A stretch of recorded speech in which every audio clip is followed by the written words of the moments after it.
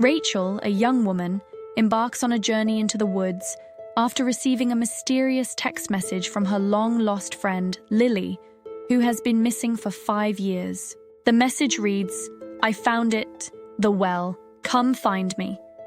Intrigued and confused, Rachel ventures deeper into the forest, her heart racing with both curiosity and a growing sense of dread.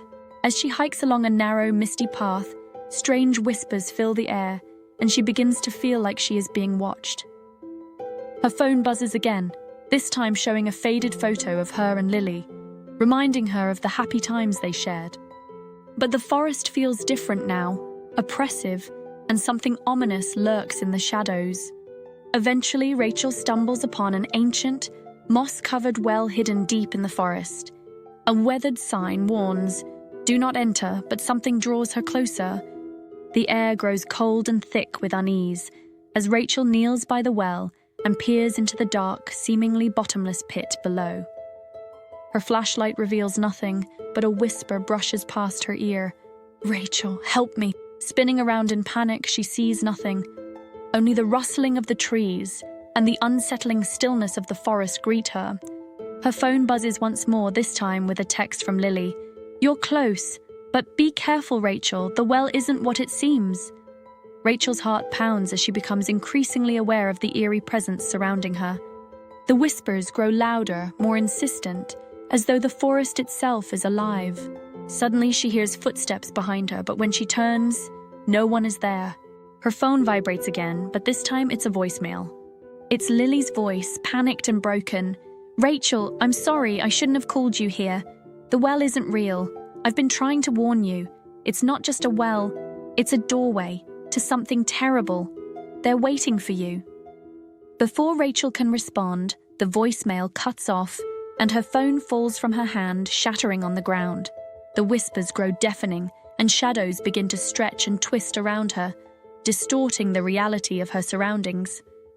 Terrified, Rachel stumbles back, only to be confronted by a figure stumbling out of the trees.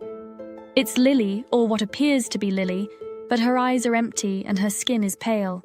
When Rachel calls her name, the figure suddenly grabs her wrist with a bone-crushing grip, its icy touch sending a shiver through her entire body.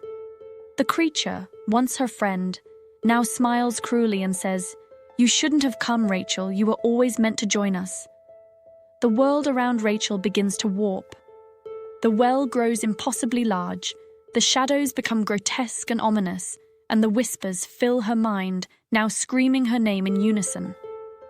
The figure of Lily changes into a monstrous, dark entity with hollow eyes and a gaping mouth, and it drags Rachel toward the well. The voice from the well booms in her ears. "Welcome, Rachel. You will never leave. You belong to us now."